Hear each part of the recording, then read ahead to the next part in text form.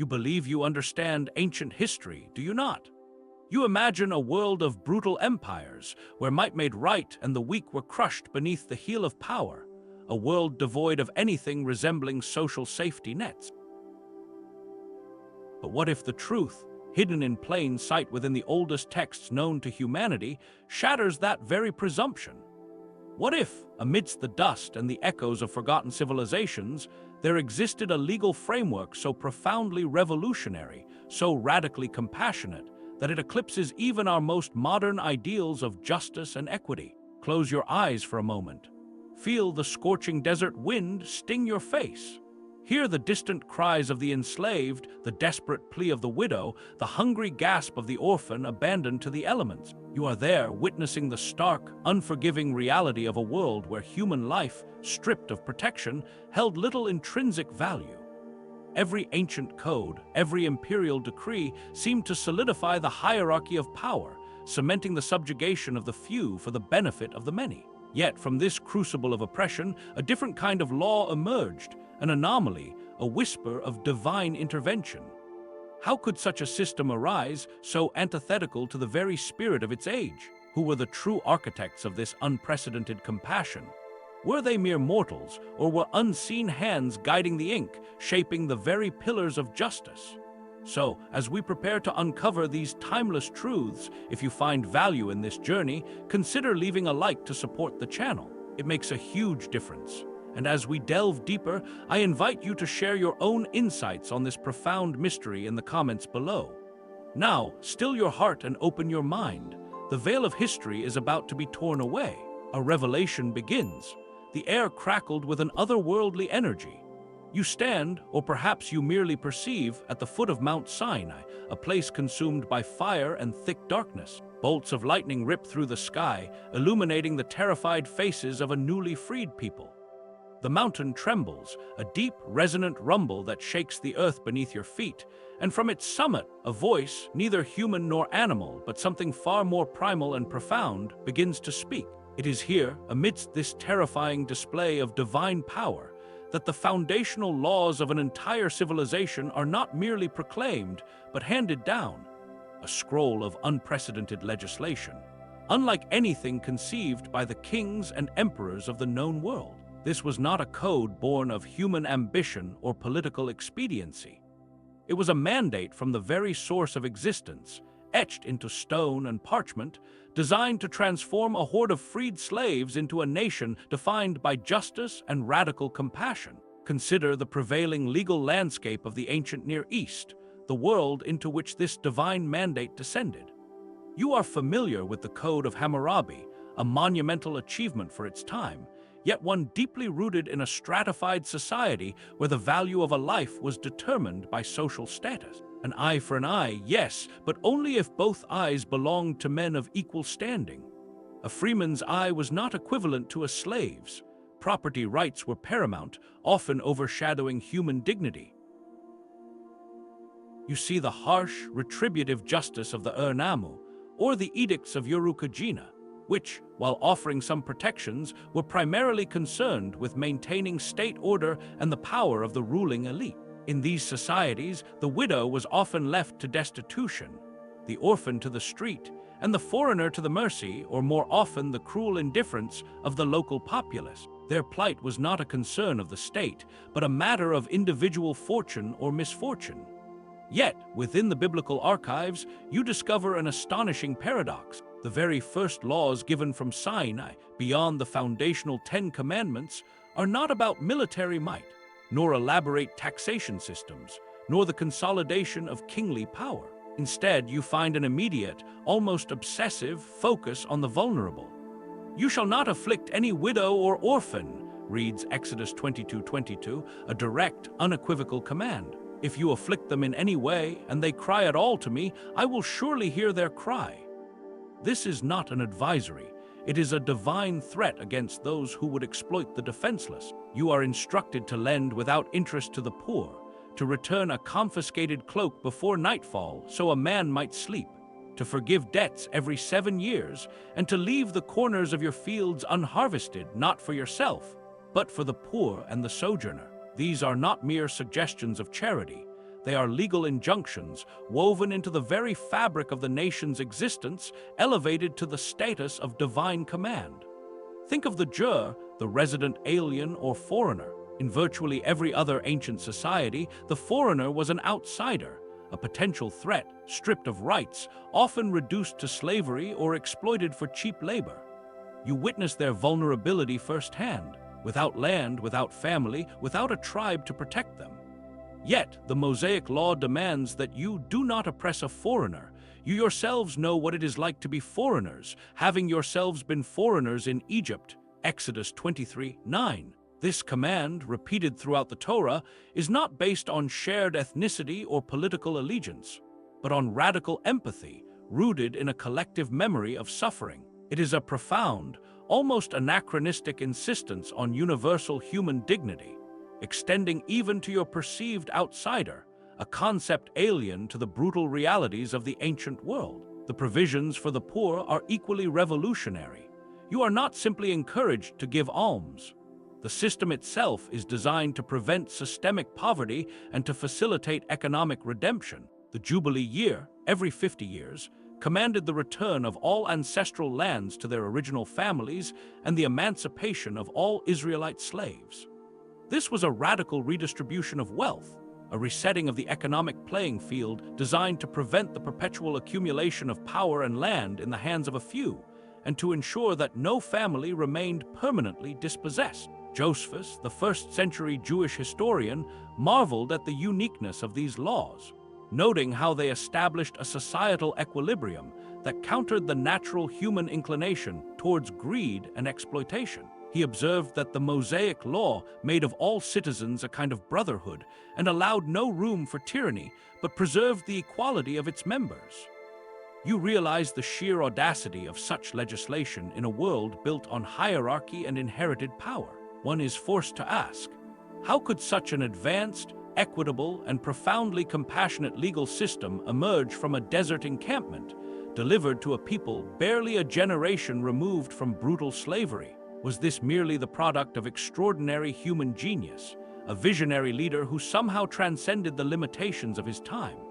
Or does the meticulous, almost obsessive, concern for the widow, the orphan, the foreigner, the poor, and the enslaved point to a higher authorship? Could it be that the very laws designed to protect the most vulnerable were, in essence, the visible manifestation of unseen guardians, a divine host actively weaving compassion into the very fabric of human society? For centuries, the faithful have wrestled with the question of whether this legislative marvel was simply an ethical breakthrough or the tangible evidence of angelic architects, embedding heavenly values into earthly decrees, guiding humanity towards a justice that could only originate from beyond the stars. This profound anomaly in the annals of ancient law forces you to reconsider everything you thought you knew about power, justice, and the very nature of divine intervention. You step now from the awe-inspiring thunders of Sinai into the sun-drenched fields of ancient Israel, where these radical divine laws were meant to be put into practice. It is one thing to hear a command echoing from a mountaintop. It is quite another to witness its daily, tangible impact on the lives of ordinary people. Here, amidst the rustling barley and the bleating of flocks, you begin to grasp the intricate, almost revolutionary, ways in which ancient laws protected the most vulnerable, acting as unseen angels in the lives of those on the margins. You are no longer merely observing. You are immersed in the texture of a society attempting, however imperfectly, to embody a divine vision of justice. Picture this. You are a poor gleaner, perhaps a widow whose husband has recently died, leaving you and your children destitute. The harvest season is upon you, and your stomach aches with the gnawing emptiness of hunger. In most ancient societies, you would be forced into desperate measures, perhaps selling yourself or your children into servitude or resorting to theft, risking severe punishment. But here in Israel, the law provides a lifeline, a dignified means of survival.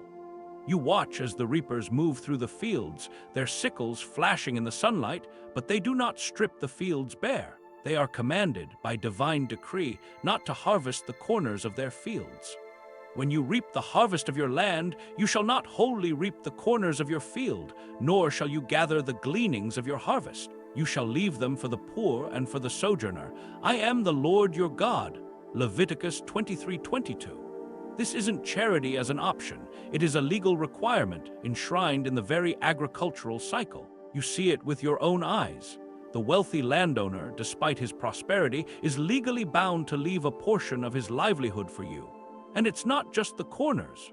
If a sheaf falls from the reaper's hand, it is not to be picked up. If you forget a sheaf in the field, you are not to go back for it. Deuteronomy 24:19.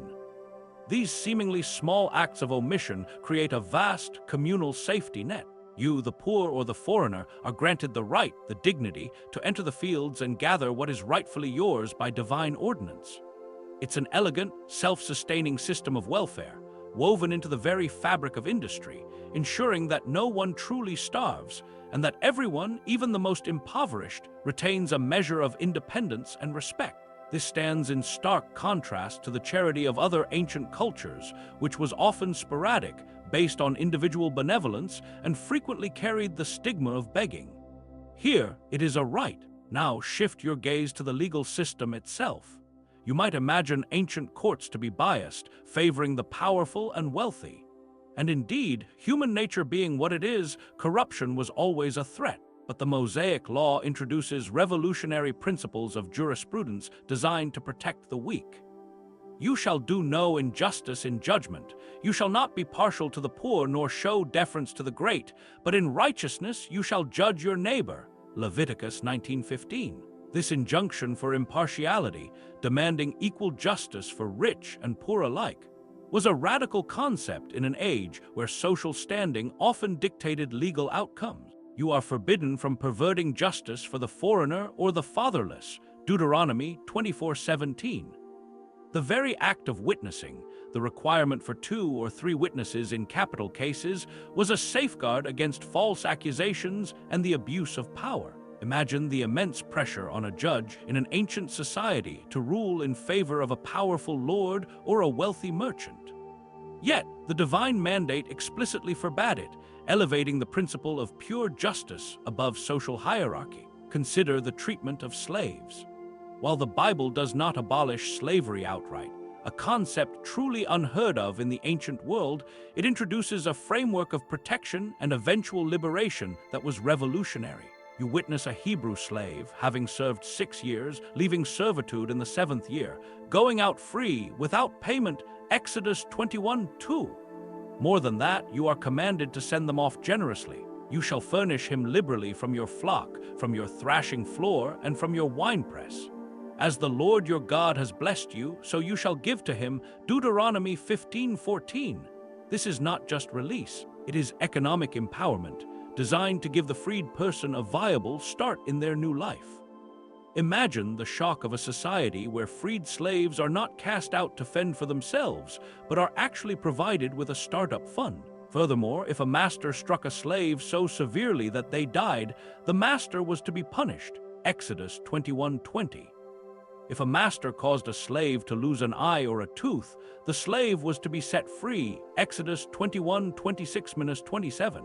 This granted slaves a level of bodily integrity and legal recourse utterly unprecedented in any other ancient legal code, where slaves were largely considered chattel, property to be used and discarded at will. Non-canonical texts like the Book of Jubilees expand on these concepts, emphasizing the spiritual gravity of these laws.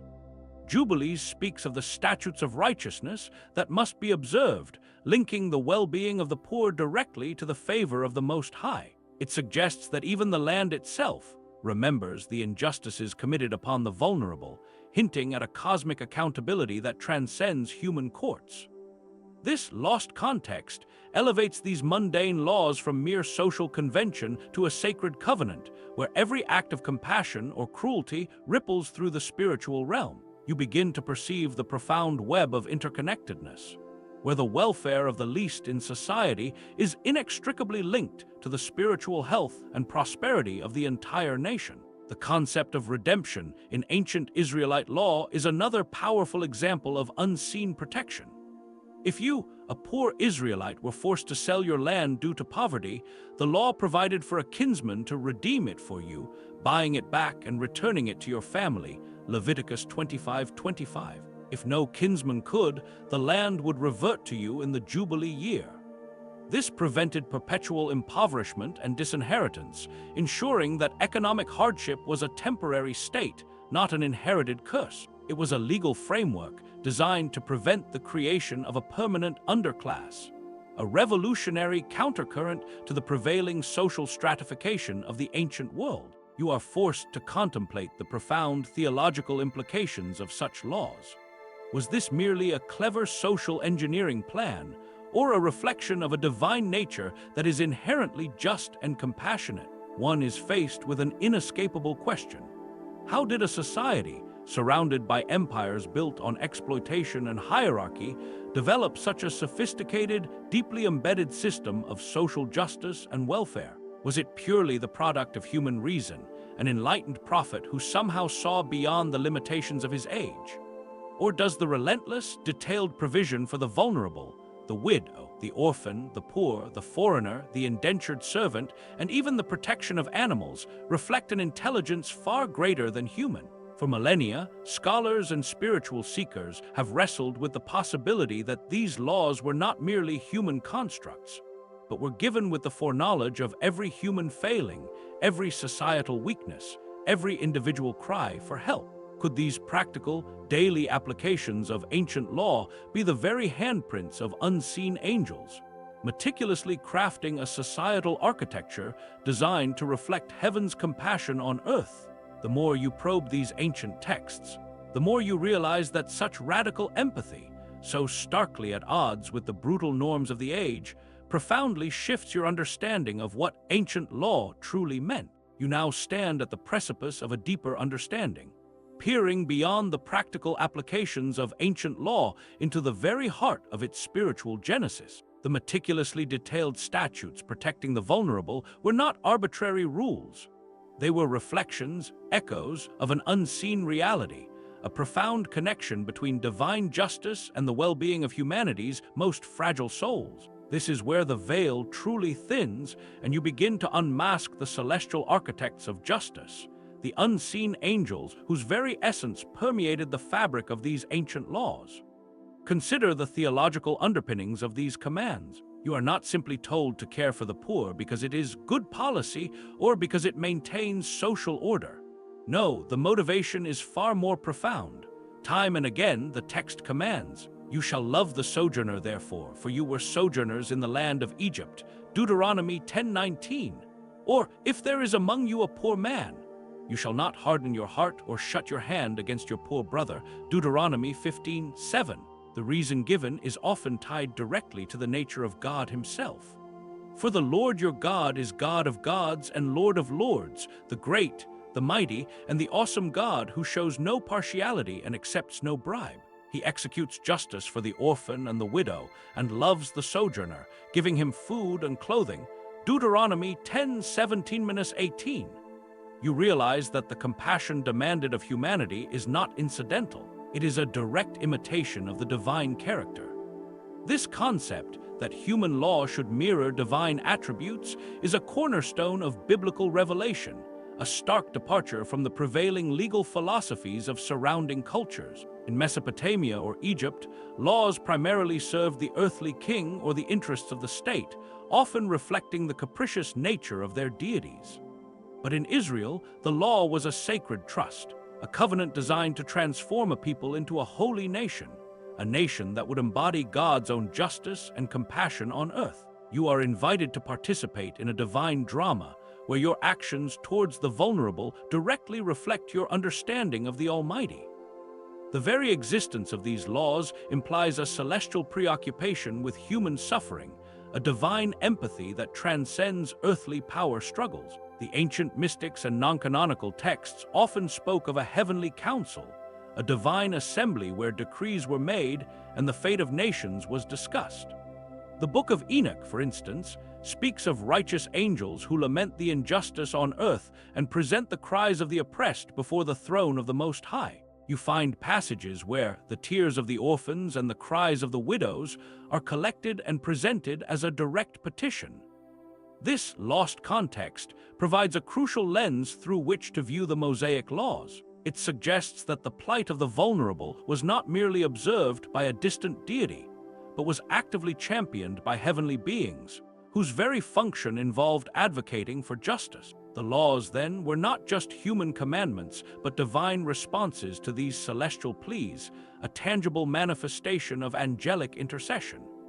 Consider the concept of the avenger of blood or the kinsman redeemer, goal. While primarily seen in cases of murder and land redemption, the underlying principle is one of active advocacy and intervention on behalf of the wronged or the destitute. In a broader sense, these laws embody the role of unseen guardians, angelic beings who, according to ancient Jewish tradition, were involved in the giving of the Torah itself. Stephen, in the New Testament, Acts 7:53, speaks of the law being ordained by angels. Josephus, in his Antiquities of the Jews, also mentions that the law was delivered through angels. While the precise nature of their involvement is debated, the ancient understanding was that the divine legal code was not purely a human transcription, but a direct mediation, imbued with the wisdom and perhaps even the active participation of celestial messengers. You are now contemplating a cosmic narrative, where the protection of the vulnerable is not merely an ethical choice but a spiritual imperative, upheld and perhaps even enforced by an invisible host. This profound connection between laws and unseen spiritual forces elevates the meaning of every statute. When you are commanded not to oppress the sojourner, it is not just a social nicety. It is an alignment with the divine nature that loves the sojourner.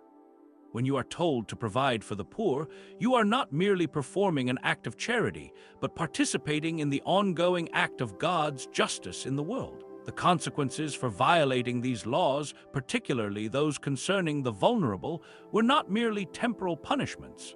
They carried spiritual weight, risking the very favor of the Almighty. The prophets, centuries later, would consistently rail against Israel for its failure to uphold these very laws, declaring that injustice against the poor and the defenseless was a direct affront to God, calling down divine judgment. For 3 transgressions of Israel, and for 4, I will not revoke the punishment, because they sell the righteous for silver and the poor for a pair of sandals.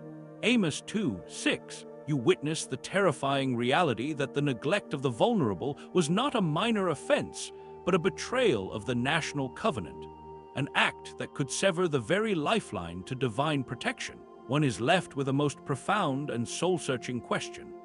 If ancient laws, delivered in a time of unparalleled brutality, so meticulously protected the weak, demanding radical empathy and systemic justice, does this not hint at a cosmic order far more complex and compassionate than we often perceive?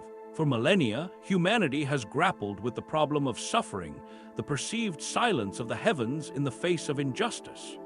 Yet, the biblical archives present a compelling counter-narrative that the very mechanisms of justice, the very fabric of compassion woven into ancient law, are silent testaments to an active, vigilant divine presence, and perhaps even a host of unseen angels, tirelessly working to alleviate suffering and champion the cause of the defenseless. Could it be that the most enduring legacy of these ancient legal codes is not simply their historical impact, but their revelation of a universe where the cries of the vulnerable are not unheard, but are met with immediate, tangible, and divinely ordained intervention? This forces you to reevaluate the very nature of divine involvement in human affairs, suggesting that the most powerful angels may not be those wielding flaming swords, but those who silently inspired laws that protected the most fragile among us, ensuring that even in the most brutal of ages, compassion found a way to manifest. The echoes of Sinai reverberate through the ages, not as a whisper of forgotten commands, but as a thundering testament to an eternal truth. You have journeyed through the dust of ancient lands, witnessed the revolutionary spirit of laws conceived in fire, and traced the invisible threads of compassion that bound a society to its divine mandate. The story of the unseen angels is not merely a historical curiosity, it is a living revelation. It shatters the illusion of a silent, indifferent cosmos, unveiling a reality where the cries of the vulnerable are not lost to the winds of time, but are heard, recorded, and answered by a divine symphony of justice. You now understand that the most profound spiritual battle is often fought not on celestial battlefields with visible hosts, but within the hearts of humanity, in the choices made toward the least among us. The ancient laws, imbued with divine wisdom and perhaps even angelic influence, stand as an enduring challenge. A call to us in every age to mirror that celestial compassion, to become, in our own time, the visible hands of those unseen guardians. For the true measure of any civilization then as now lies not in its monuments or its might, but in the dignity it affords to its most fragile souls. The divine blueprint for a just world has always been before us, waiting to be rediscovered, its sacred architecture revealing that heaven itself watches over the unprotected, and that every act of true justice is